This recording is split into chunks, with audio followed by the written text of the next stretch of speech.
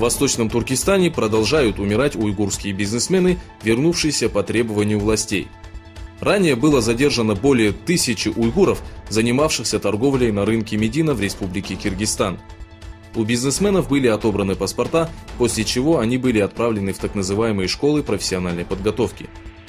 По сообщениям радио «Свободная Азия», вернувшийся на родину Якуб Рози, проживавший в поселке Шорук провинции Артуш, был убит в одном из лагерей политического перевоспитания.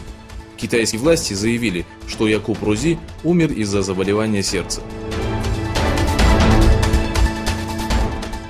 В Китае задержана известная своими видеовайнами блогерша. Власти Китая, проводящие политику подавления в Восточном Туркестане, задержали женщину из-за того, что она использовала красный платок в своих видеороликах.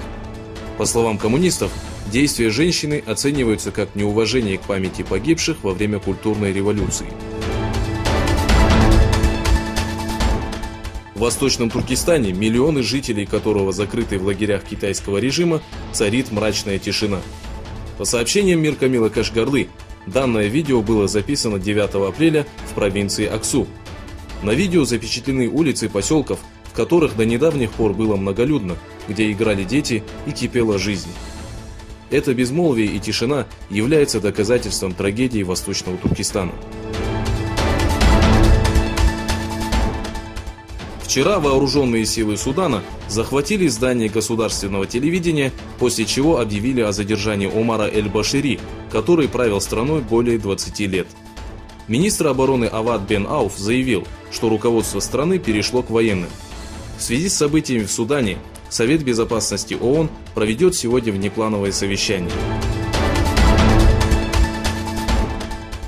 Россия, заключившая торговую сделку на поставку противоракетных комплексов С-400 с Эрдоганом, заявила, что есть вероятность производства комплектующих частей для С-400 на территории Турции.